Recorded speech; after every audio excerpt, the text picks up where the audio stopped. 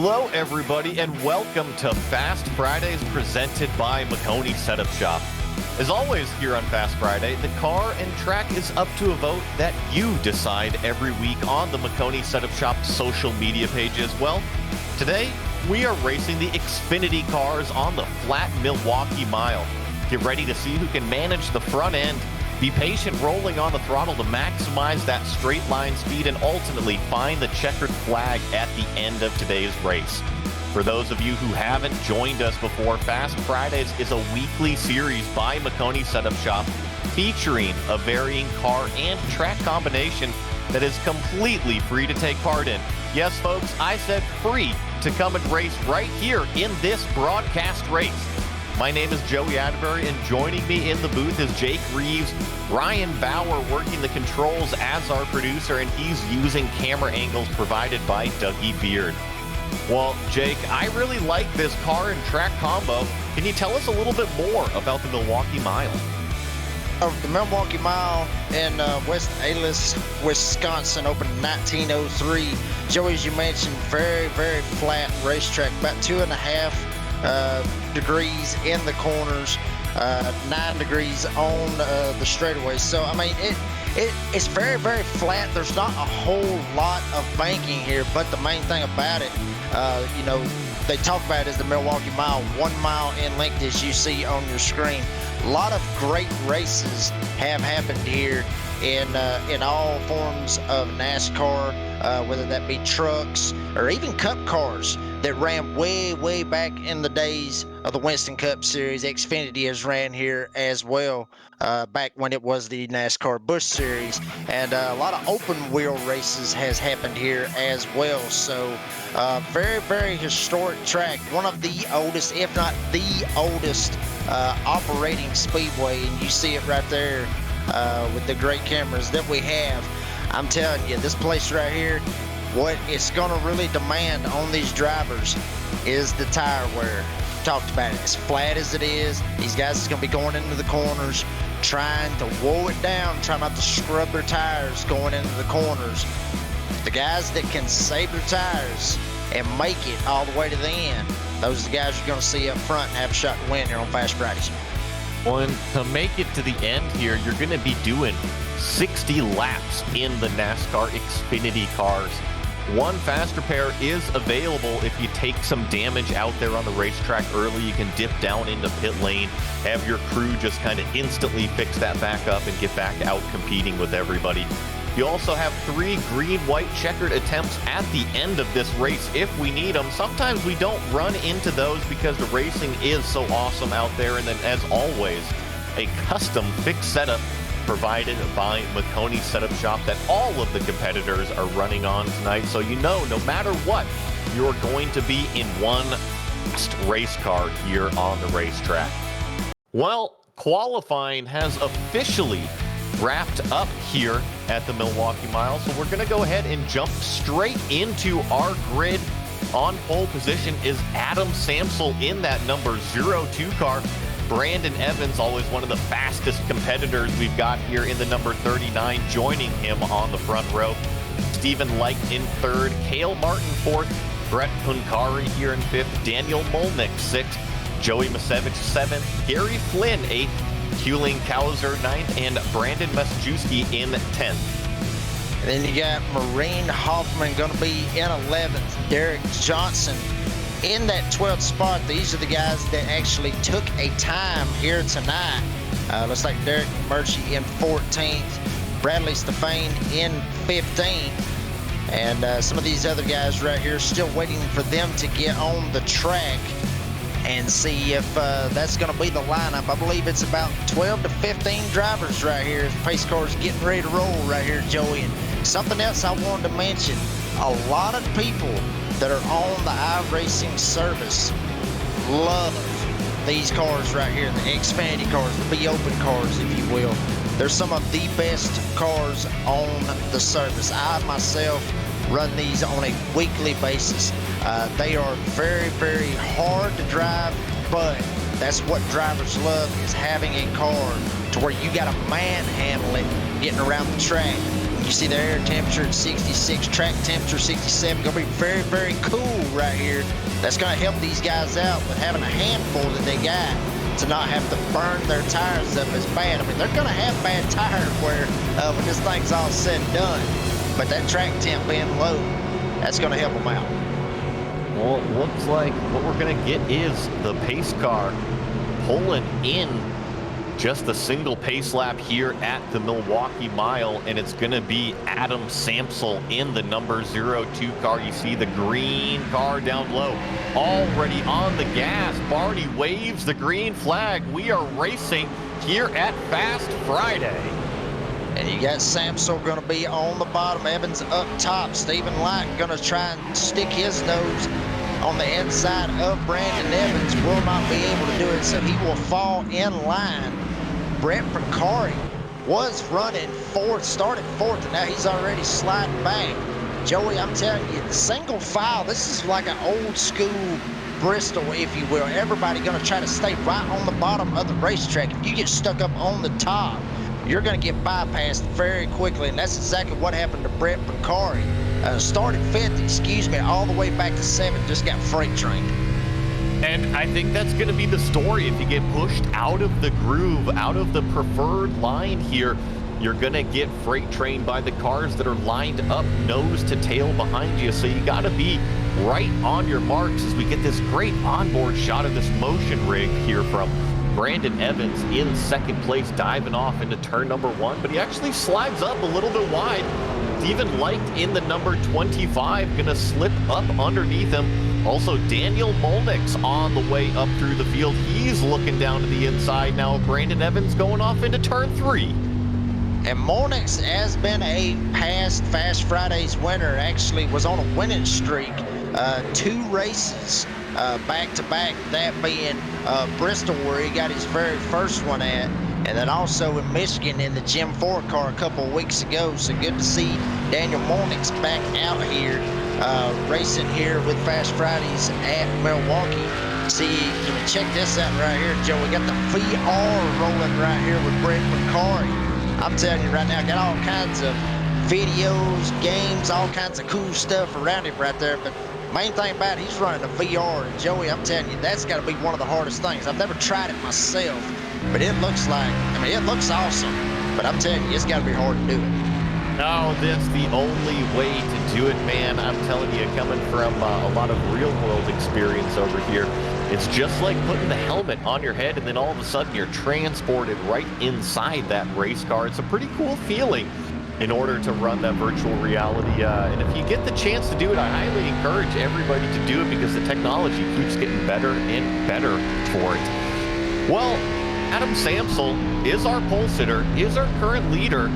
We're working 6 laps here at Fast Friday. A nice green flag run here to start this race. Stephen Light is currently giving chase to our leader, but we're still in our early stages right now. Jake, remember, you said one of the keys to this place is going to be the tire wear. With how flat this racetrack is, you got to be careful and take care of those tires pretty early.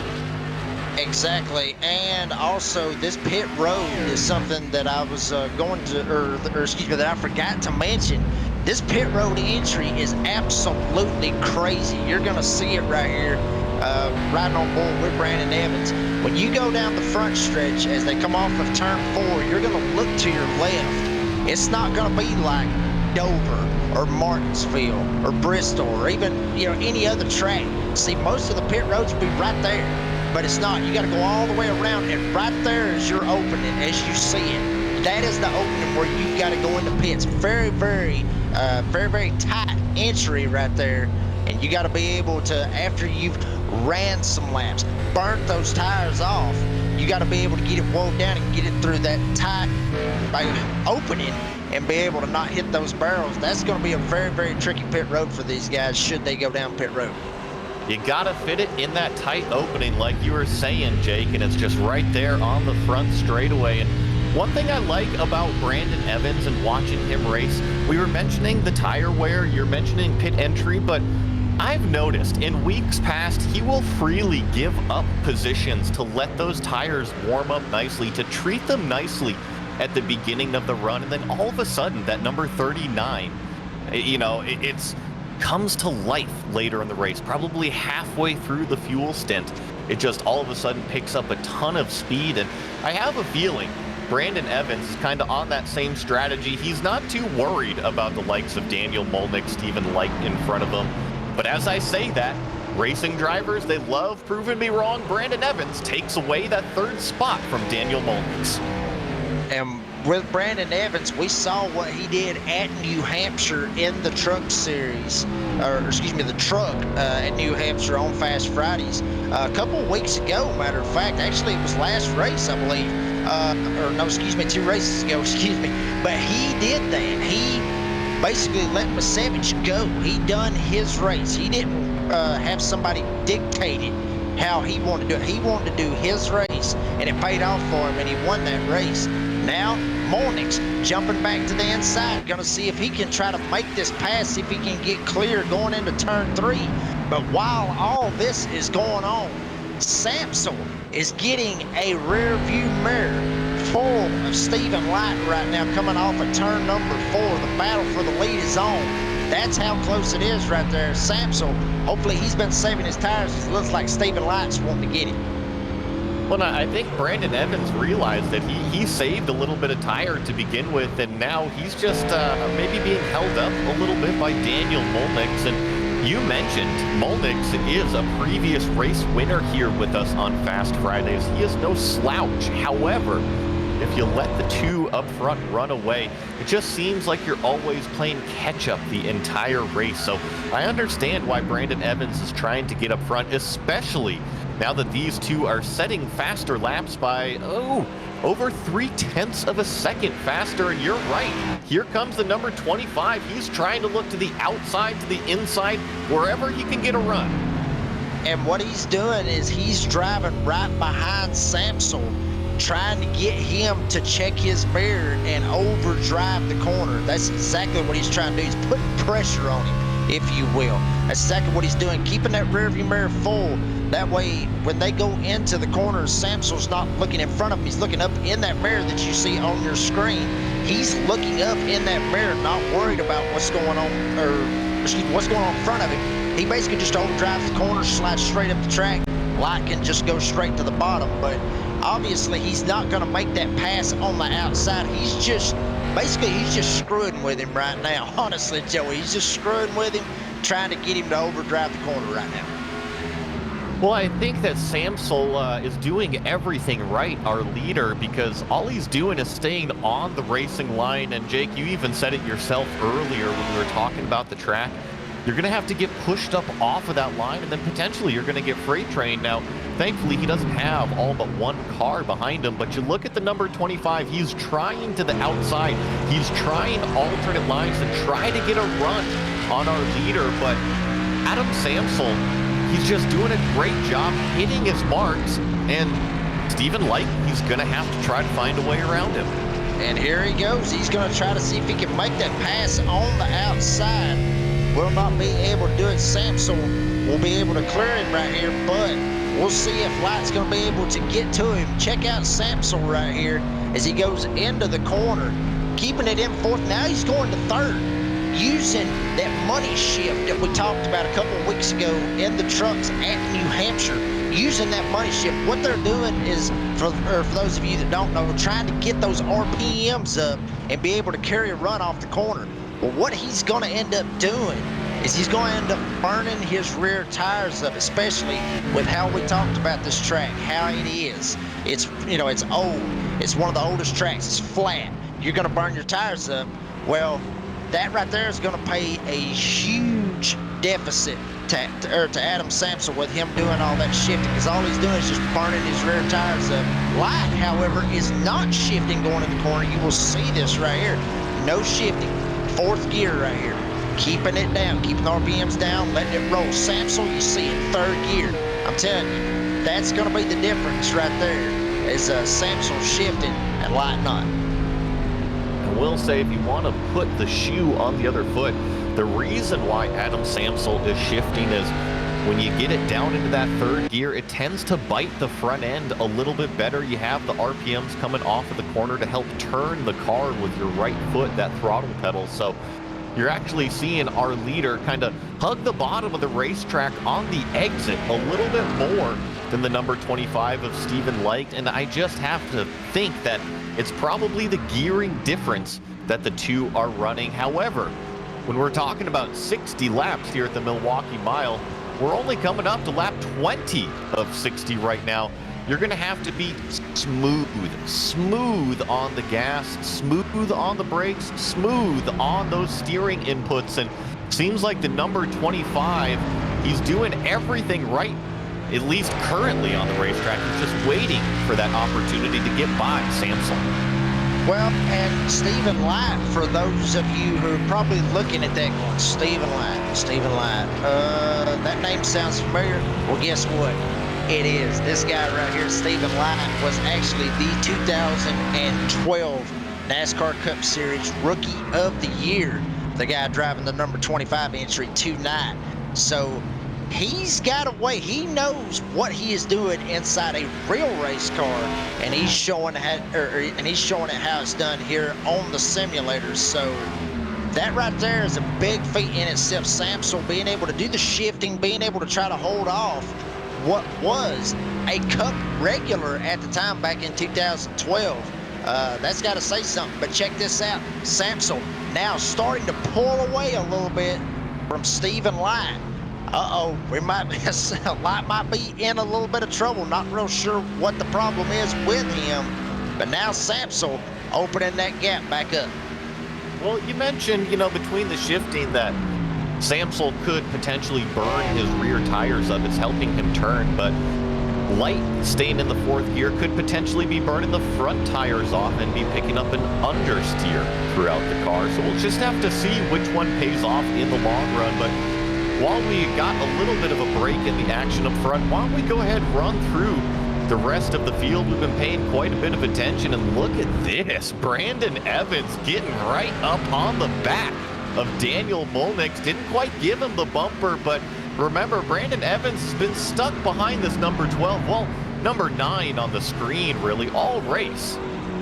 He has, and, like it's like we talked about with how he's trying to let the race come to him. He's trying to pressure Molnix right now and see if he can do the same thing that Light was doing to Samson. That's exactly what I believe he is trying to do, that being Brandon Evans. Guy behind him in the 64 entry, a sponsored driver, much like Brandon Evans is, Joey Masevich, who is here basically almost every single Fast Friday that we run. Masevich being one of the top guys at Maconi Setup Shop. So Masevich, you see the cartoon-looking paint scheme that he's got on his car, looking pretty good right now, running in that 5th position right now. And as you see, he's not shifting either. Now he actually does. Right in the center of the corner, he's shifting as well. So maybe, Joey, that's what these guys need to be doing. Maybe that's what Stephen Light needed to do to start with, was doing some of this downshifting, because that's what's helping Samson get away. I mean, Light, that might actually hurt Light a little bit, because Molnix may be able to catch back up. And just behind Joey Masevich is this car. And Brandon, I'm sorry that I butchered your name earlier. Brandon Machiski over here in the number 93 car, up 3 positions. Started back there in the 9th place, now running in 6th place. And also another one of these Maconi Setup Shop cars, and always love to see those. Then in 7th place here, we've got Brett Lemcar using that virtual reality headset in the number 35. I believe, I was a little confused right there because I saw some red hair. I thought it was Wendy's, but it's actually, isn't that Daisy? Isn't that Princess Daisy on the side of that car? Absolutely, throwing it back to the Mario video game series on the Nintendo side. Pretty cool to see that right there. And then you go back. Behind him, you got Gary Flynn, who's been kind of running at the back of the pack. Started, I believe it was 7th, 8th in the field, running very consistently where he is. Only problem is he's a good bit off of the leaders. And then behind him, check this out, Joey. the guy that won last week's Fast Friday, Holling Cowser, that made that absolutely incredible move on the last 2 laps with all the super speedway action and everything, made that move down to the bottom, made it 3 wide to be able to pull that off. And then check this out back here, Mike Petrin as well. Looks like he's going to be solidly, consistently to be able to get himself a top 10 finish here tonight after starting 13th to 10th. Yeah, who else but Quagmire out there on the number 59. I love the Family Guy theme. And looks like he's in threat of going 1 lap down right now. I was going to say, we've got our entire field on the racetrack on the lead lap, but I think that Adam Samsel is just about to put Mike Petrin a lap down here, maybe in the next lap, as he's got to navigate around the number 59. Nothing has really changed so far up front. Looks like Adam Samsel maybe gets choked up a little bit going by Mike Petrin on the racetrack, but looks like Steven Lycan to jump down to the inside, have no issue. Didn't really gain anything there. Was a nice job by the Family Guy machine to kind of stay out of the way of the lead battle.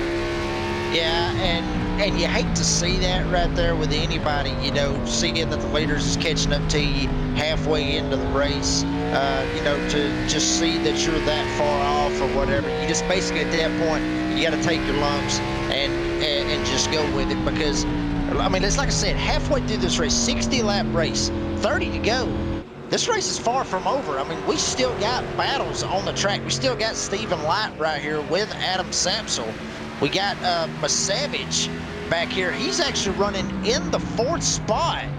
Brandon Evans was running 4th behind Daniel Molnix. Brandon Evans actually went in and made a pit stop right here. So Brandon Evans went in, made a pit stop, is coming out with 4 fresh tires. Will that start to pull some of the leaders down pit road? We're going to find out, but I'm telling you, that right there, that's going to really scare some of these guys, whether or not he's going to be able to catch back up in 30 laps. Now, I'm a little bit inquisitive here because, you know, in the real world, I love to call strategy. It's one of the things that I love to do at the racetrack, and I'm curious, are we going to have pit stops here at the Milwaukee Mile in the Xfinity cars? Because if so, Brandon Evans has pretty much split this race right down the middle. It's a 60-lap race. We just passed halfway. We're at 28 laps to go. So Brandon Evans says, you know what? Simple math. I'm just going to split it straight down the middle. That's my best chance at even speed on both sides of that run. Well, I mean, as far as tires, I mean, they're not going to be able, I mean, they probably will if they save their tires enough. They may be able to make it. As far as fuel goes, they should be able to make it no problem on fuel. Some of the testing that I was doing earlier, they should be able to make it on fuel no problem. It's the tires that's going to be the problem. But you see how much Brandon Evans is able to catch up right here with these guys. And you know, I mean, even making a pass to the outside right here of Steven Light, as you see, that's very, very hard to do here at Milwaukee. But with the tires that he's got, fresh tires that he's got on these guys, that right there is going to be the ultimate factor, I guess, for him. You know, having those fresh tires, we're going to see if he's going to be able to obviously unlap himself, but we'll see if he's going to be able to catch back up and try to have something for these guys. Well, there you go. Right there was the pass. Brandon Evans got around Adam Samsel. So now Brandon Evans officially back on the lead lap. Well, as soon as he crosses start finish, then he'll register back on the lead lap. But look at what this has done. You mentioned the tire wear. Was it going to be the 3rd gear wearing the tires off fast, or was it going to be 4th gear with the tires scraping off the front and the understeer that was going to wear off? Looks like Steven Light, his long run game starting to come to him.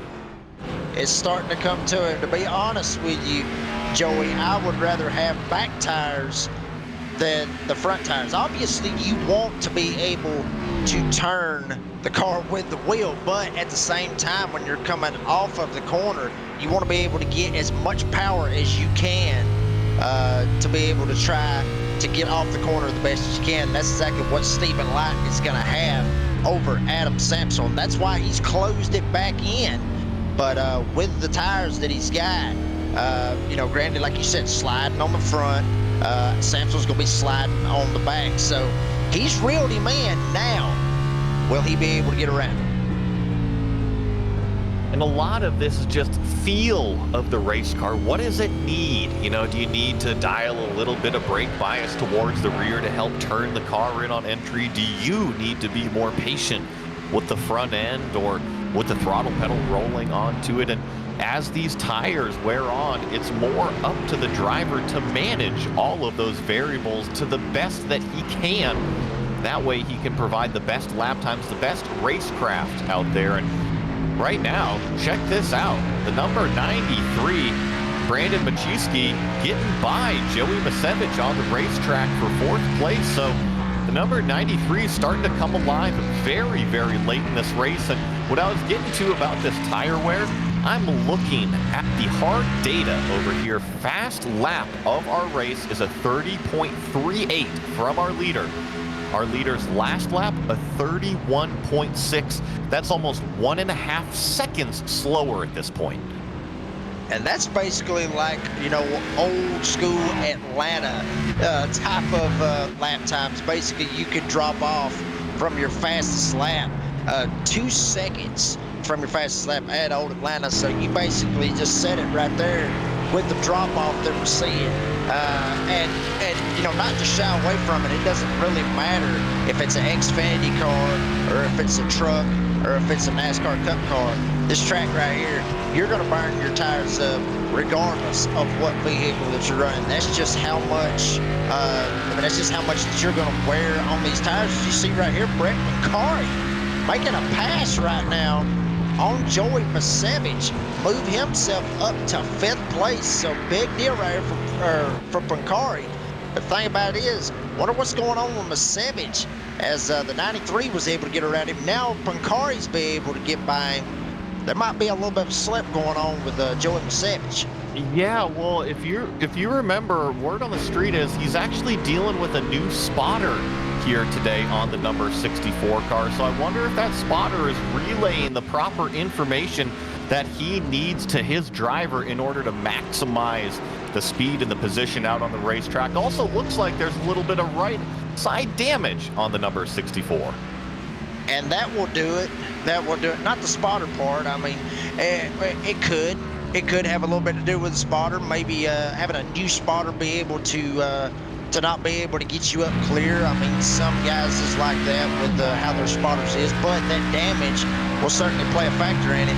As we actually seen him just a second ago, as we was talking, actually overdrove the car and threw it up into the turn 2 wall. So yeah, that's gonna affect his driving. Obviously, however hard he hits the wall, could knock the steering out of line. That could throw him off going down the straightaway. I mean, anything is possible at that point. But, I think those two factors, like you just said, Joey, that's got a lot to do with why Joey Masevich is sliding back right now. So, I've been keeping an eye on this car right here. Brandon Evans. Remember, he's the only one that has come down and hit it here on this Fast Friday. And he's working lap number 15 on his current pit stop for his tire strategy right now. So he is definitely the fastest car on the racetrack. And if you remember, he was battling with Daniel Molnix up in 3rd. So Brandon Evans right now still has to get by Joey Masevich, Brett Maconi, and then Brandon Maconi, who's actually right on the back bumper of Daniel Molnix right now. So still a long road ahead for this number 39, and with 15 laps remaining, I wonder if that hourglass is just going to tick out of sand a little bit too early for him. I believe it will. If it was a little bit longer of a stint, maybe 80 laps, give or take in that, he may have a shot to be able to get back to him.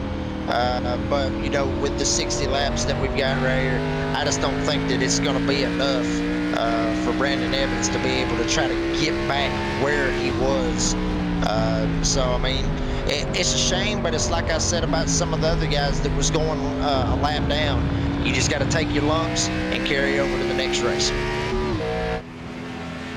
Now, I don't want to spill out any voodoo magic or anything, but I tell you what, something that would turn this race on its head would be maybe like a water bottle on the track or something like that. Maybe one of those, what are they called in the social media world? The phantom yellow flags?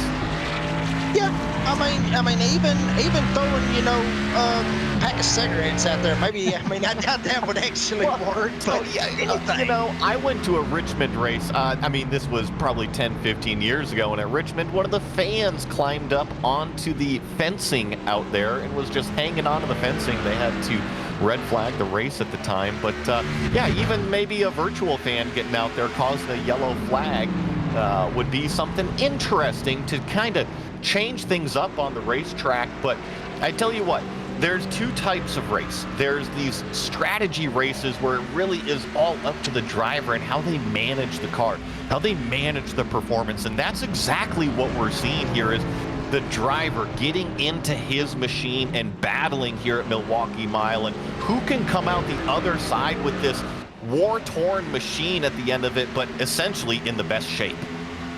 Absolutely. I mean, as far as, you know, the car in the best shape and your tires, I mean, everything, the whole package has got to be in good shape as well. And you see this little three-way battle right here. I mean, Stephen Light still trying to catch back up to Adam Samsel, which actually Samsel's getting a little bit of a fight right now, I guess you could say, from Gary Flynn, who is a lap down, and trying to stay that one lap down, and that just straight up drove Stephen Light straight into this battle. Was almost a second back. Now he's 0.2 of a second there. So lap traffic coming into play very late right here with 10 laps to go. That might have been what Stephen Light needed right there to be able to get back to the back bumper of Samsel.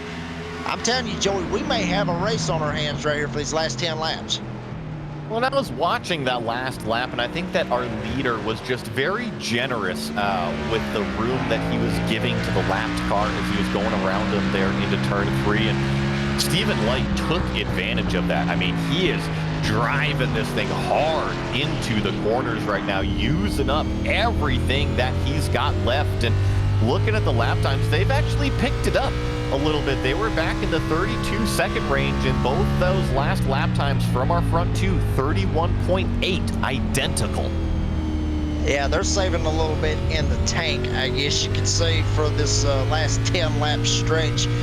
Maybe even playing possum just a little bit, trying to you know, throw the other guy off that they're racing. Maybe have the leaders slow down just a little bit, or slow back just a little bit. Stephen Light might be trying to do the same thing to try to throw Samsel off. I mean that's the mind games that these drivers can do, and that's one thing that iRacing's never going to be able to update. They're not going to be able to do anything with, is the mind games that these drivers get to play on a race-to-race basis. Well, and speaking of those mind games, you know, the number 25 kind of has a mind game of his own when he shows up here on iRacing. You know, he is the 2012 NASCAR Cup Series Rookie of the Year. Not in the virtual world, in the real world, Stephen Light has some impressive resume results out there. So I know that Adam Samsel, Brandon Maciejewski, Brett Pancari, Daniel Molnix, everybody in this field knows who this guy is. And if you are Adam Samsel right now, you are sweating bullets knowing that somebody, a driver of that caliber, is hunting you down here with 6 laps to go. And especially if it gets down into the later portions of this race, don't be surprised, even though it is Stephen Light. I mean, it could be anybody do this, but this is basically a short track to a certain extent, Joey, and we know what can happen at short tracks, the old bump and run. So it's possible, if Light wants this win as bad as we think he does, if he gets to Samsel, there's a good possibility not to wreck him, not to turn him, but just bump him up off the bottom, slide straight down to the bottom, just hard racing to be able to make that pass. It's possible. In the words of Harry Hogg, he went up there and he rubbed you. He didn't hit you. He didn't wreck you. He rubbed you, son, and rubbing is racing. And right now, check out this. This is Brett Pucari chasing down Brandon Machiski. Both of these cars have got around the number 12 of Daniel Molnix. Daniel Molnix was kind of that impossible rock to move. Well, these two have gotten around him, and they're both fighting it out for third. And that is awesome to see right there with Macari. To be honest with you, I mean, we showed him a minute ago with the VR that he's got. If I'd have had a VR rolling, I would have probably been probably 54 or so laps down in this race, because there's no way I would have been able to drive with it. But, you know, awesome drive out of the Princess Daisy's Toyota Camry right there, or Supra, excuse me, you know, with Brett Pucari.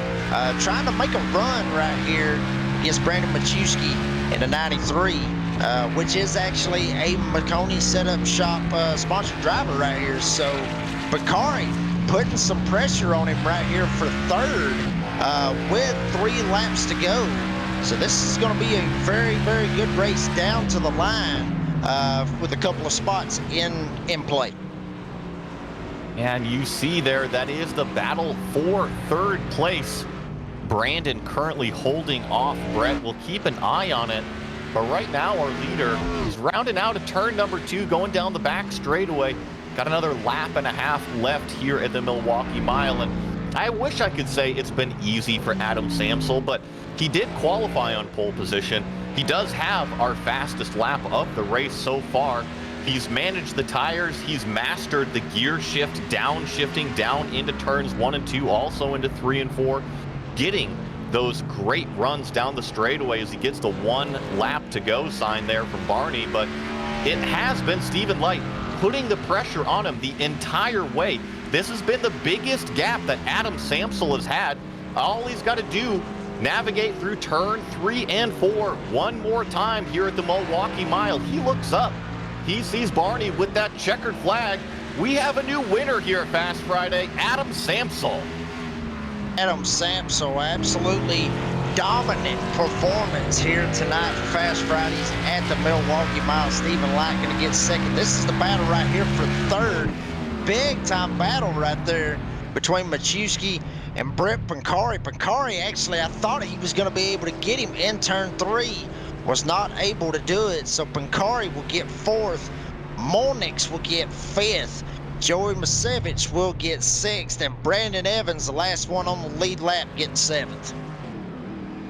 What a controlling race from Adam Samsel here in this green machine.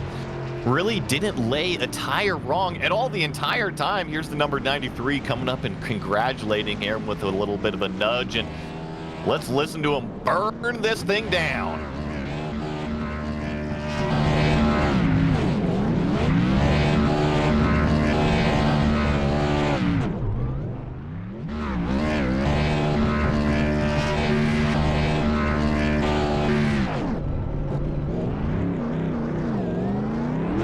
Always love me the sight, the sound of some victory donuts. What we're going to do is take a quick break. Be right back with post-race interviews and your official results.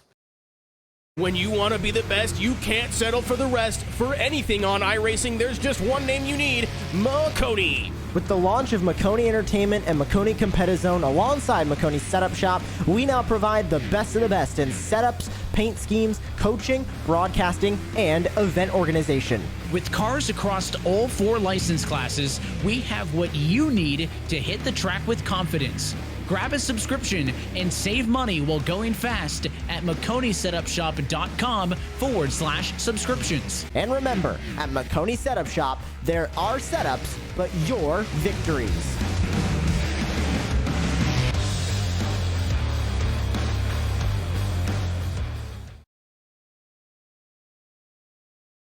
Impressive drive from the green Adam Samsel, number 02, to take home the victory here at the Milwaukee Mile for Fast Friday, presented by Maconi Setup Shop.